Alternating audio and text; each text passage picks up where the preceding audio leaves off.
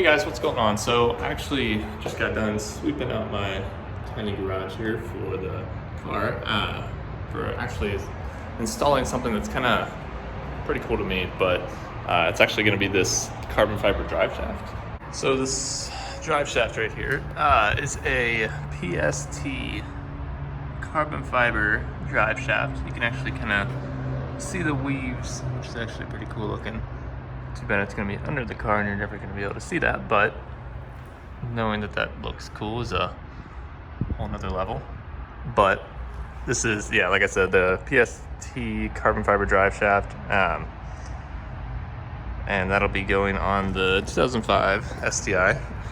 Hopefully it'll make somewhat of a difference, but it's kind of a underrated modification from what I've read. This actually, so the stock one actually weighs about 40 pounds, the two-piece drive shaft, which I don't know if you're gonna be able to see it all. Nope, that was a complete waste of time. But the two-piece drive shaft is actually weighs a ton on these cars, closer to 40 pounds, where this carbon fiber one only weighs about 14.7, I think is what it said. Significant weight loss. And the greatest thing about this carbon fiber drive shaft is that carbon fiber actually flexes. So from what I've heard and kind of seen online and everything, when you get on it and the power starts getting pushed to that rear diff, the shaft actually twists, and it kind of creates a torsion effect where it'll, almost like a rubber band actually, where it'll stretch out a bit and then twist back into its normal position, which will almost fling you forward. And that's kind of what I'm hoping to get out of this. Other than that, I think it's rated up for 850 horsepower, which that's not anywhere near that, but that'll be fun. Just kind of a fun modification. But yeah, since I just sweeped out my garage, might as well get this thing in there, jack it up, and get everything started with it.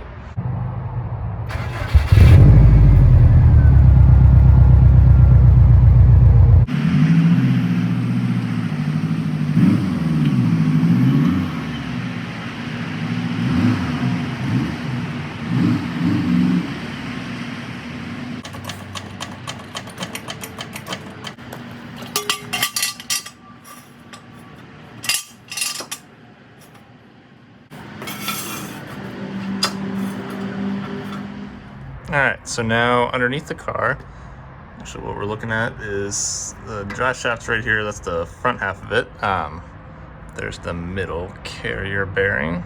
Then it bolts up to the rear half of the drive shaft, which runs all the way along here into the differential right there. So that's the last little joint that just bolts right into the rear diff. Well, after a more than expected fight, I think in my situation, I just took off my mid pipe. I honestly forgot how a stock exhaust goes, but in my situation, all I have to get to is those bolts, which is perfectly where the axle back stops, and I can get to these two bolts, and then I'm pretty sure everything just pulls out of the transmission up there. So all that should be in the clear. I have time to just take off those two bolts and remove those four bolts, and we should be able to just theoretically yank this thing out of here.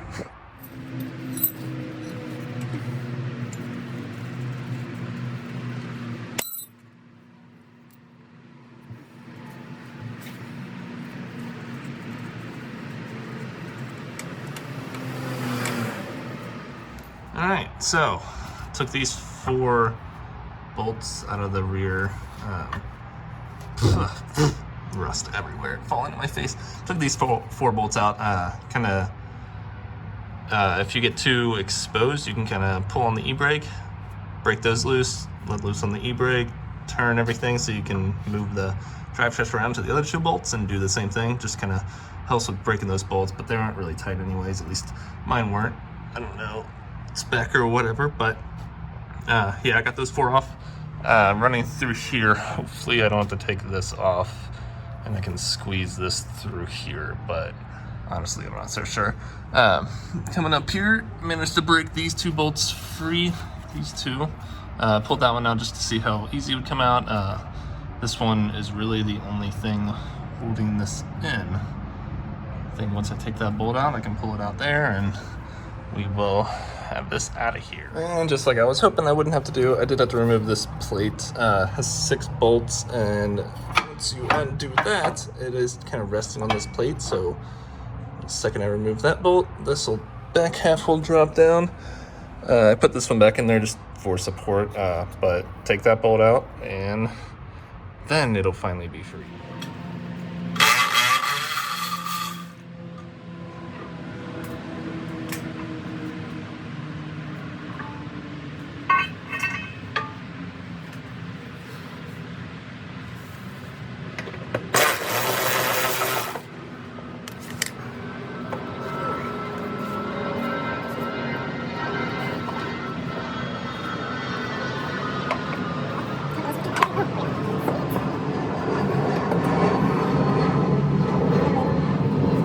All right, so I actually tried to lean my car forward the way I jacked it up so this wouldn't happen, but I guess it happens anyways. When you actually pull out the differential, that little black seal in there, seals off some, obviously, differential fluid, which a little bit leaked out when I pulled the drive shaft out. There really wasn't that much though. I have a pint over on my shelf so I can refill that back up. But yeah, it's just gonna be dripping and smelling fantastic because gear oil smells amazing. All right, so there on the top we have the original drive shaft for the STI. I mean, it still looks pretty good. Honestly, it didn't have any issues with it, but for purposes of no reason whatsoever other than lightweightness and hopefully for that rubber band effect, we got this new one. You can obviously see the thickness difference. Carbon fiber one's obviously thicker, stronger, and I think they have to wrap it a lot more just to even give it that strength and rigidity. But yeah, I'm actually very excited. No more carrier bearing, which should get rid of some noise and make the driving experience just better.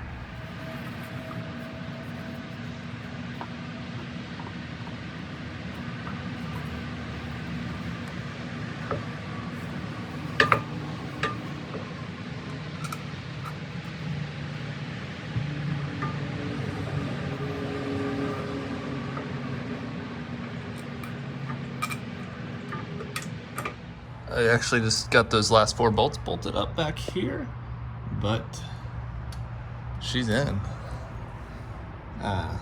Getting that in there perfectly straight wasn't too bad. Just kind of slid right on the notches for the drive shaft, and everything just slid in up front. Everything still seemed to be sealed as well, which is good. None of that diff fluid will come out.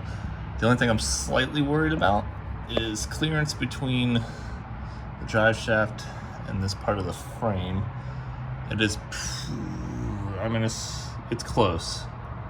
I have heard of issues where that actually does rub there due to bad bushings and everything, but my transmission bushings and everything are all still pretty well intact. And it's not rubbing like this, nor even pushing on it will make it rub, for me at least, but hopefully that won't be an issue. If not, I'm probably just gonna have to hammer that metal back a bit or grind something off. And this actual guard does fit perfectly back over it as well, but I think I'm going to leave this off for now, just temporarily, so I can actually see the drive shaft to make sure it doesn't rub once I test drive it. But outside of that, just gotta put this mid pipe back on and be able to go test drive it.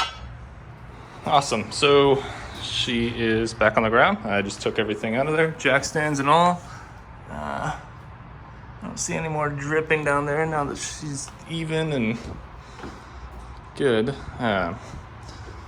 Everything actually went pretty smooth. Like I said, I left that plate off for now just in case that rubbing actually goes on in there, which I won't be able to check as easily with that on. So I'm gonna leave that off for now, check, see if there's any rubbing after a test drive, and hopefully it'll be good from there. All right, so here we are out. So this clip actually right here is about 2 to 3 weeks after I actually put the drive shaft in here. I actually ran into a few snags afterwards and kind of crippled being able to finish the video for a little while, but I think the only issue I really ran into on mine was when the drive shaft actually goes into the transmission. The rear output shaft seal, it's just like a little black seal that the drive shaft goes into. I think what happened is that it was more formed to the stock drive shaft versus this new one. So the shape that it was formed to was a little different than the new drive shaft, and it caused a lot of leaking. I actually took this thing for a, I don't know, 5-minute test drive, and it was leaking out differential fluid like crazy, or transmission fluid like crazy. So stopped that, had to replace that seal, and due to time and everything, I couldn't really get it done until now. But here we are 2 or 3 weeks later. It's 19 degrees outside, and we are trying to test drive this. Actually just let it warm up and drove about a little bit. The best thing that I've noticed with this thing so far, low speeds, first and second gear, are insanely smooth. There's no jerk whatsoever. Even if you try to make it jerky just by releasing the clutch pretty aggressively, it just absorbs all of that kind of shock and just moves the car like normal, which is kind of a weird thing to get used to at first. It almost feels like the clutch is kind of messed up, but it's not. It's just the drive shaft absorbing the shock.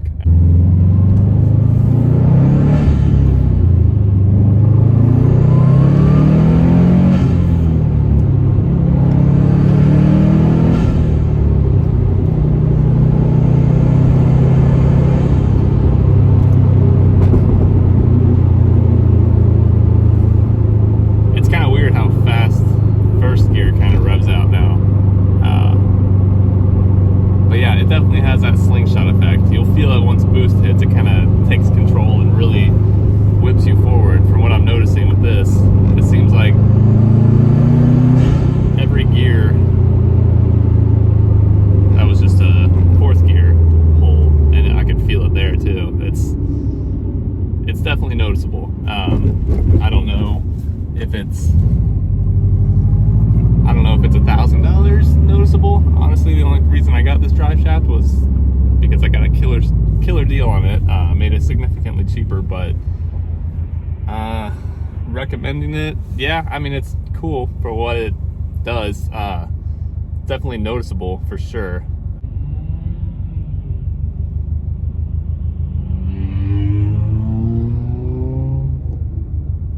I think I just stared me down in the Civic. I think sound and everything coming from underneath is actually pretty quiet too. My drive shaft didn't really have any issues. The carrier bearing was completely smooth and fine. I didn't really hear noises. I've read online that people say it's a lot quieter, or it gets noisier at higher speeds, but from what I just went, I didn't notice anything. All right, I'm gonna go for a third gear pull here right now. See how that feels.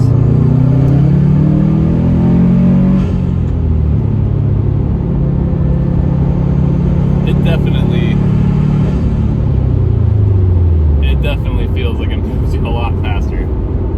It has a quicker response, which is hard to explain. It's almost something you kind of have to feel, but obviously it's a little hard through a camera.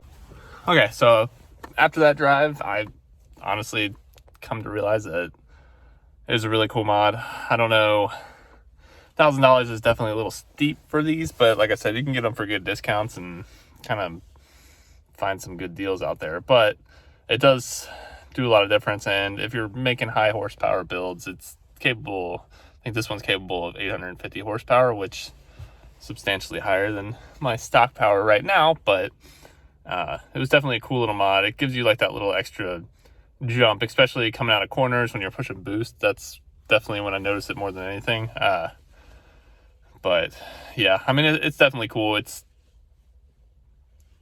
$1,000 cool is definitely what I'm not kind of iffy on, but I would recommend it. It is really fun, and it definitely shaves off a ton of weight. Like I said earlier, it's about at least half the weight of the stock one, and becomes a one-piece drive shaft instead of two, and absorbs a lot of that shock. Especially low speeds, first, second gear are insanely smooth now. It doesn't jerk around, doesn't kind of pull the car around and make you bounce around. But yeah, no, it's definitely a really cool mod, and hopefully it just kind of keeps on being cool for me. But yeah, thanks for watching, guys, and see you next time.